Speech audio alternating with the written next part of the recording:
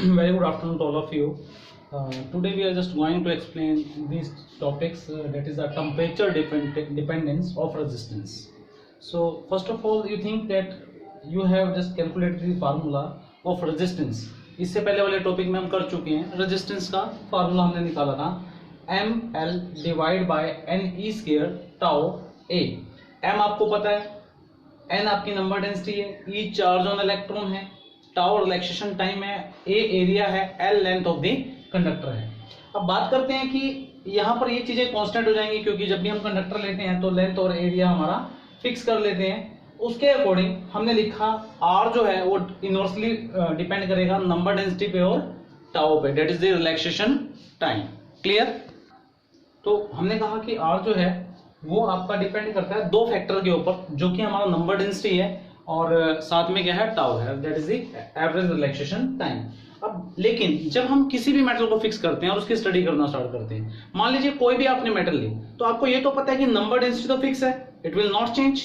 Clear? Number density क्या हो जाएगी, फिक्स हो जाएगी, इट विल नॉट चेंज. तो हमने बोला कि r जो है वो इनवर्सली प्रोपोर्शनल है 1/टाउ के. अब समझते हैं होता क्या है. अब आपको पता है कि अगर टेम्परेचर को बढ़ाते हैं, ध्यान दीजिएगा, अगर हमने टेम्परेचर को बढ़ा दिया, ये हमने एरो लगा दिया, टेम्परेचर को हमने बढ़ाना स्टार्ट किया, और मान लीजिए मेटल ले ली, कोई भी मेटल, तो नॉर्मल सी बात है कि टेम्परेचर बढ़ाने से, मैं एग्जांपल ले रहा हूं कि मान लीजिए आपने फ्लास्क के अंदर चाय की पत्ती जो होती है उसके पार्टिकल्स ले लिए और आपने बर्नर को धीरे धीरे फ्लेम को इंक्रीज किया, तो आपको क्या लगता है कि जो पार्टिकल्स थे वो बढ़ जाएंगे संख्या में?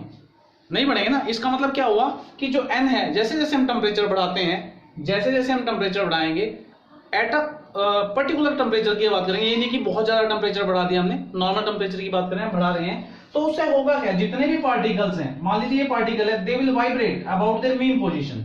ठीक है, ऐसे मान लो पार्टिकल है, शायद ये वाइब्रेट करना स्टार्ट कर जाए, ठीक, ये भी वाइब्रेट करना स्टार्ट कर जाए, तो होगा क्या कि पार्टिकल्स जो है वो वाइब्रेट करना स्टार्ट करेंगे. क्या लगता है, अगर ज्यादा पार्टिकल, जितनी ज्यादा हम टेम्परेचर बढ़ाएंगे, टेम्परेचर को और बढ़ाया तो पार्टिकल और ज्यादा वाइब्रेट करेंगे अबाउट देयर मीन पोजीशन, तो क्या होगा, एवरेज रिलैक्सेशन टाइम, क्या रिजल्ट होगा इससे, एवरेज रिलैक्सेशन टाइम क्या हो जाएगा आपका, कम हो जाएगा. अगर ये कम होगा तो रेजिस्टेंस क्या हो जाएगी आपकी, बढ़ जाएगी. क्लियर? रेजिस्टेंस क्या हो जाएगी आपकी, रेजिस्टेंस इंक्रीजेस. क्या रिजल्ट आएगा, रेजिस्टेंस इंक्रीजेस. मैं तो प्रॉपर्ली लिखता हूं इसको, resistance increases on increasing the temperature. Clear? हमने कहा कि रेजिस्टेंस जो है वो बढ़ जाएगी. क्लियर? यहां तक तो आपको समझ में आ गया. अब बात करते हैं कि इसका मैथमेटिक्स जो है, ठीक है, देखिए मैथमेटिक्स में आपको पूछना है, इसको याद रखना है मैथमेटिक्स को, कि यहां पर वो बोलता है कि किसी भी टेम्परेचर पे रेजिस्टेंस क्या रहेगी इस मेटल की, किसी भी टेम्परेचर पे रेजिस्टेंस क्या रहेगी इस मेटल की. तो हमने बोला कि at any temperature RT is equal to, हमने लिखा R not 1 plus alpha T plus beta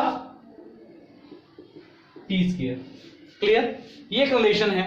लेकिन जो हम एक्सपेरिमेंट कर रहे हैं, हमने बोल दिया कि जो एक्सपेरिमेंट है हमारा, अगर टेम्परेचर बहुत ज्यादा हाईली नहीं लिया हमने, बहुत ज्यादा इंक्रीज नहीं लिया टेम्परेचर का, ये कहेंगे टेम्परेचर की जो वैल्यू है बहुत ज्यादा इंक्रीज नहीं की, तो होगा क्या कि अगर हम ध्यान से देखते जाएं कि अगर हमने टेम्परेचर हाईली नहीं लिया, तो उस केस में जो हमारा RT है वो किसके बराबर हो जाएगा, R not 1 plus alpha T. Clear? 1 plus alpha T. और R नॉट क्या है यहां पर, बेसिकली इनिशियल रेजिस्टेंस है, initial resistance at T is equal to 0 degree Celsius. Clear? at T is equal to 0 degree Celsius. Note down करेंगे इसको फटाफट से. तो हमने क्या कहा, हमने यहां से अल्फा की वैल्यू फाइंड आउट कर ली. अल्फा क्या है बेसिकली, अल्फा क्या है आपका basically, it is the temperature coefficient of resistance. क्या है ये, टेम्परेचर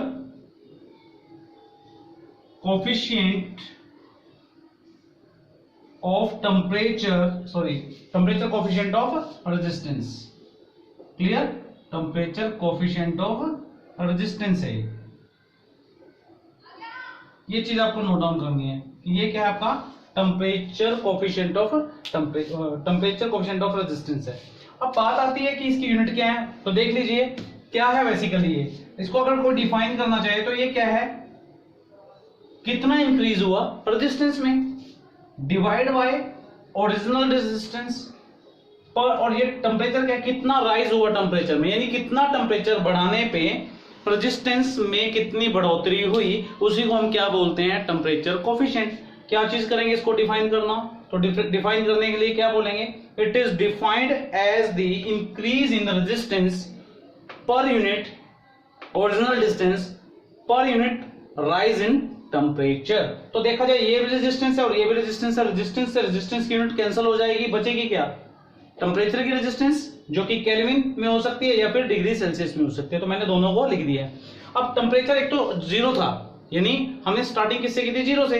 हो सकता है आप कहते हो कि मैं तो 30 डिग्री पे चेक करना चाहती हूँ रेजिस्टेंस क्या है, फिर उसके बाद थोड़ा विचार हो रहा था आपके पास कि मैं तो ये भी चेक करना चाहती हूँ कि 35 पे कितना है, तो that is the basic things. तो उस केस में हमारा जो ये एक्सप्रेशन था उसमें हमने t की जगह पे यहाँ पर 2 ले लिया, R2 minus R1 divide by R1 T2 minus T1। Clear.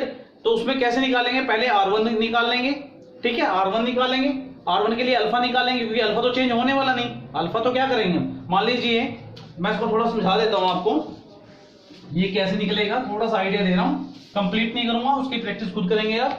मान लीजिए यही हमारी, मान लीजिए सपोज कॉपर है और ये भी हमने क्या लिया, सेम कॉपर इसी का ले लिया, इस पे हमें पता है कि इसकी रेजिस्टेंस जो है R0 0 डिग्री सेल्सियस पे कितनी है, ऐसे इसकी भी हमें पता है क्योंकि सेम ही चीज है, R0 एट 0 डिग्री सेल्सियस, ये पता है, ये नोन है हमें, क्लियर, ये भी क्या है, नोन है।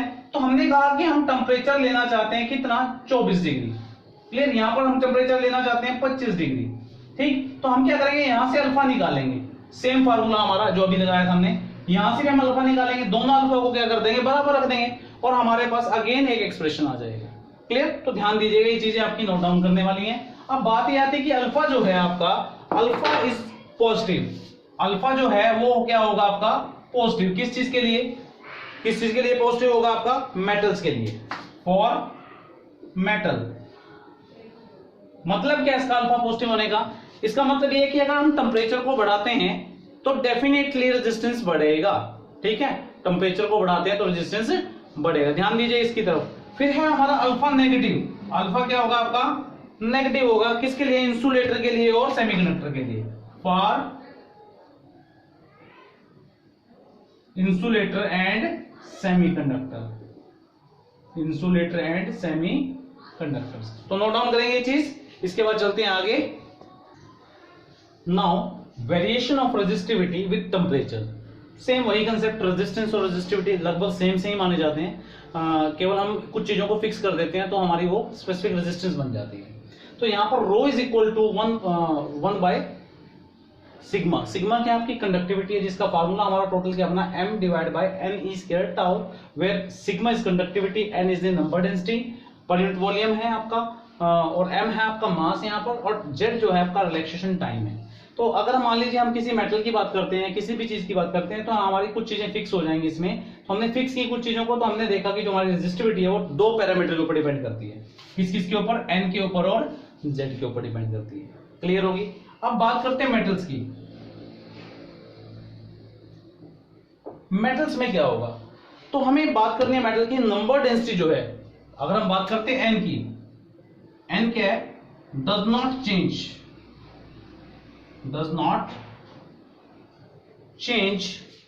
विद टेम्परेचर,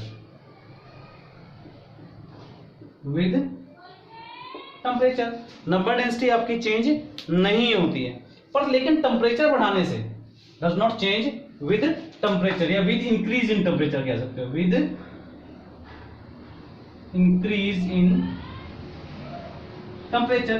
पर टेम्परेचर बढ़ाने से होगा क्या, आप खुद सोचिए, टेम्परेचर बढ़ा दिया क्या होगा, टेम्परेचर बढ़ाया, अगर मान लीजिए ये आपका यहां पर फ्लेम लगा दी हमने और ये चाय के पत्ती के पार्टिकल्स हैं, तो क्या होगा, टेम्परेचर को बढ़ाते जा रहे हैं, टेम्परेचर बढ़ाए जा रहे हैं, तो हो क्या रहा है, टेम्परेचर बढ़ाने से ये जो चाय के पत्ती के पार्टिकल जो रेस्ट पे थे, दे विल क्या करेंगे, वो कोलाइड विद ईच अदर, ऐसा ही होगा, and also to the wall of the container.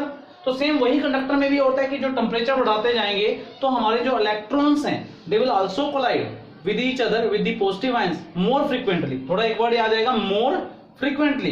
अगर मोर फ्रीक्वेंटली होंगे तो उससे क्या चीज घट जाएगा आपका कि मान लीजिए एक चीज को हम गर्म कर रहे हैं, ये एक कमरे में हमने 2 स्टूडेंट बिठा दिए और धीरे धीरे हमने क्या किया, हीटर लगा दिया उस कमरे के अंदर, तो बेचैनी बढ़ेगी तो उनकी स्पीड बढ़ेगी घटेगी, स्पीड बढ़ेगी। अदरवाइज तो अगर एसी लगा दे तो आराम से मस्त की जिंदगी जीते हैं हम, ठीक। उससे क्या फर्क पड़ता है, आलसी हो जाते हैं तो स्पीड कम हो जाती है। हमें कोई काम बोलता है कि ये काम कर दे तो हमें ऐसा लगता है क्यों जाएं, ठंडा मौसम बना हुआ है, ठीक, तो हमें आलस आता है। इट मींस उस काम को जो हमें दिया जाता है करने में टाइम इंक्रीज होता है। लेकिन अगर गर्मी हो जाए तो हम सोचते हैं कमरे से बाहर निकले, तो तुरंत कमरे से बाहर निकले, यानी मोर फ्रीक्वेंट कोलिजन्स होंगे, टाइम डिक्रीज होगा। कौन सा टाइम, रिलैक्सेशन टाइम डिक्रीज होगा। अगर रिलैक्सेशन टाइम डिक्रीज होगा तो आपको पता है कि रो इनवर्सली प्रोपोर्शनल यहां टाउ हो जाएगा। अगर ये डिक्रीज होता है तो आंसर क्या आएगा, रेजिस्टिविटी इंक्रीजेज। क्या आएगा, resistivity increases with increase in temperature. क्या लिखेंगे, विद इंक्रीज इन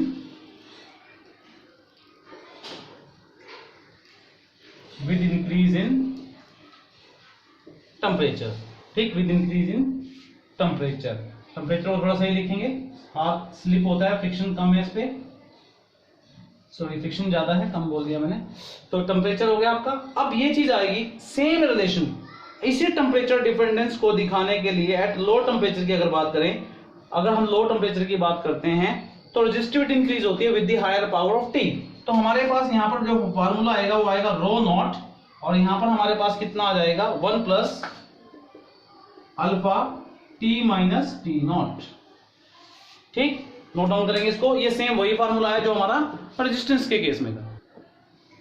देखिए यहाँ पर हमने बोला यू नो वेरी वेल कि ये फार्मूला हमने रेजिस्टेंस के केस में भी किया था, लेकिन वहां पर आर था, यहाँ पर अब हमारा क्या आ जाएगा, रेजिस्टिविटी आ जाएगा। तो अल्फा जो हमारा टेम्परेचर कोफिशिएंट है वो किसके बराबर आएगा, rho minus rho naught divide by rho not.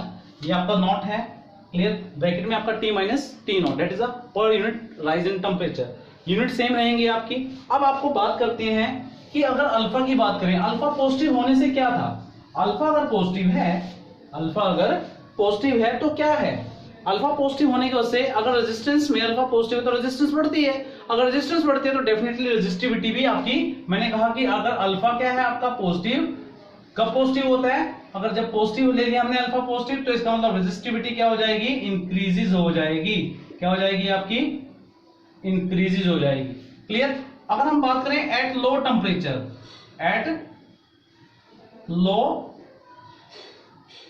और कॉपर का केस ले लें तो हमारे पास रेजिस्टिविटी ले लिया और टेम्परेचर ले लिया, मान लो 50, ये आपका 100, ये 150। तो यहां पर क्या हो जाएगा, यहां पर ये लीनियरली नहीं इंक्रीज करती, ये लीनियरली इंक्रीज नहीं करती, क्लियर हो रही है बात। ये आपका क्या है, टेम्परेचर है, ये लीनियरली इंक्रीज नहीं करेगी। किस केस में, कॉपर के केस में। ये किसका केस लिया हमने, कॉपर का केस लिया। लेकिन अगर हम बात करें किसकी, अगर हम बात करें कॉपर पे, हमने तो बोल ही दिया आपको। तो अब हमने देखा कि यहाँ पर हमारा जो रो है वो हाई है, किसके लिए, अलॉय के लिए, दैट इज नाइक्रोम।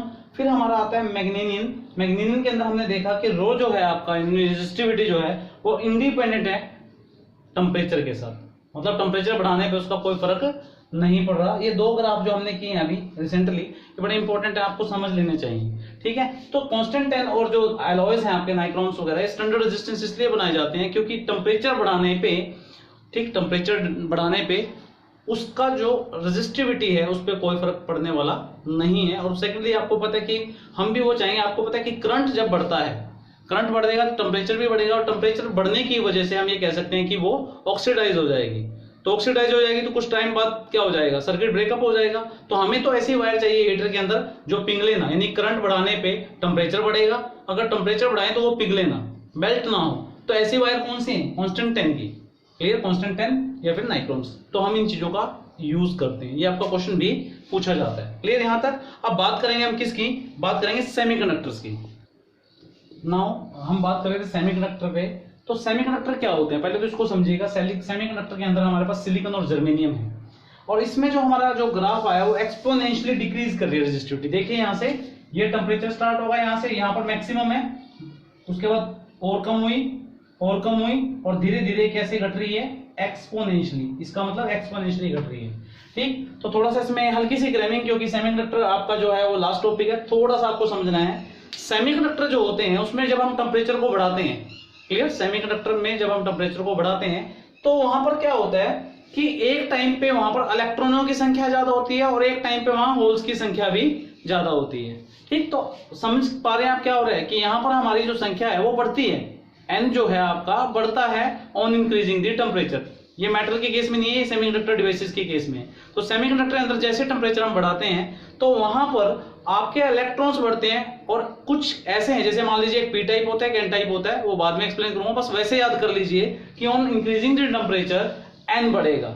एन जब बढ़ेगा तो आप सोचिए होगा क्या, जब एन बढ़ते हैं, क्लियर हो रही है बात, जब एन बढ़ते हैं तो कोलिजन्स भी बढ़ेंगे, कोलिजन्स भी बढ़ेंगे, भीड़ हो जाएगी, तो टकराने की जो एक टाइम है वो घटेगा या बढ़ेगा, तो वो बढ़ेगा, क्लियर। लेकिन एक ध्यान से एक चीज नोट करने की बात है कि जैसे जैसे हम टेम्परेचर बढ़ा रहे हैं, जैसे जैसे हम टेम्परेचर बढ़ा रहे हैं, जो एन है, एन ज्यादा बढ़ेंगे, एन ज्यादा बढ़ेंगे as compare to decrease in time.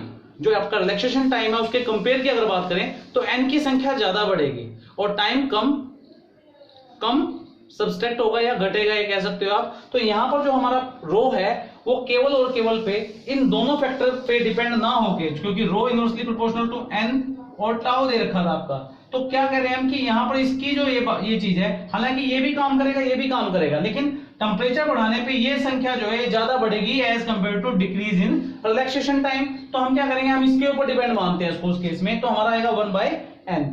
Secondly हमारे पास जो इक्वेशन दे रखी है नंबर डेंसिटी की, ये क्या है, n not e raise to power minus eg, जिसको क्या बोलते हैं, eg को band gap divide by kT, kBT यानी बोल्ट्जमैन कांस्टेंट जो दे रखा है आपका।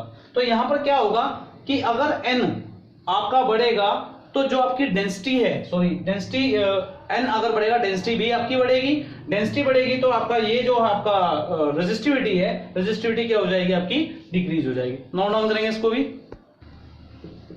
नेक्स्ट आपका था इंसुलेटर। इंसुलेटर के अंदर भी हमारा जो कोफिशिएंट ऑफ टेम्परेचर है वो नेगेटिव होता है, पहले भी हमने बताया था प्रीवियस लेक्चर में।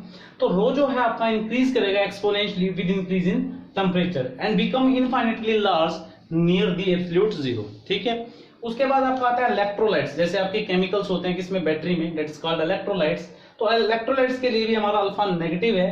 अगर टेम्परेचर को बढ़ाते हैं तो रो आपका जो है, ठीक, टेम्परेचर को बढ़ाने से रो आपका क्या हो जाएगा, डिक्रीज हो जाएगा, क्लियर। तो यहां पर हमारे पास कहा कि अगर मान लीजिए टेम्परेचर बढ़ा रहे हैं तो बढ़ाने से क्या होगा, विस्कस फोर्स डिक्रीज करेंगी, विस्कस फोर्स डिक्रीज करेंगी तो आपका लिक्विड जो पतला बनेगा, पतला बनने से क्या होगा, आयन जो है वो मूव फ्रीली करेंगे, बहुत ज्यादा फ्रीली मूव करेंगे। फ्रीली मूव करेंगे तो जो आपका टाउ है, टाउ क्या हो जाएगा आपका, इंक्रीज हो जाएगा। टाउ इंक्रीज होगा तो आपको पता है रो इनवर्सली प्रोपोर्शनल टू 1 टाउ होता है। टाउ इंक्रीज हुआ तो रेजिस्टिविटी क्या हो जाएगी आपकी, डिक्रीज हो जाएगी, क्लियर। थोड़ा सा बोरिंग है क्योंकि थियोरेटिकल है, तो प्लीज थोड़ा ध्यान से, थोड़ा मेरे लेक्चर को लेके थोड़ा खुद के नोट्स बना के इस चीज को कैरी अप करेंगे ताकि बेस्ट नॉलेज आपको हो, क्योंकि ये एक थियोरेटिकल ड्रामा है, एक मतलब ये अजम्पशंस हैं, अजम्पशंस को आपको लेके चलना है। We are not doing the practical in this such a way, so that's why इसको थोड़ा सा याद भी रखना है, क्यों ऐसा हो रहा है, थोड़ा सा इसको विजुअलाइज करोगे प्रैक्टिकल एस्पेक्ट्स लेके, जैसे मैंने बर्नर का एग्जांपल लिया, चाय की पत्ती का एग्जांपल लिया, थोड़ा माइंड में घुमा के इन चीजों को, ग्राफ को थोड़ा सा अपने दिमाग में डाल के नोट डाउन करेंगे इन चीजों को, clear. Till then bye, thank you.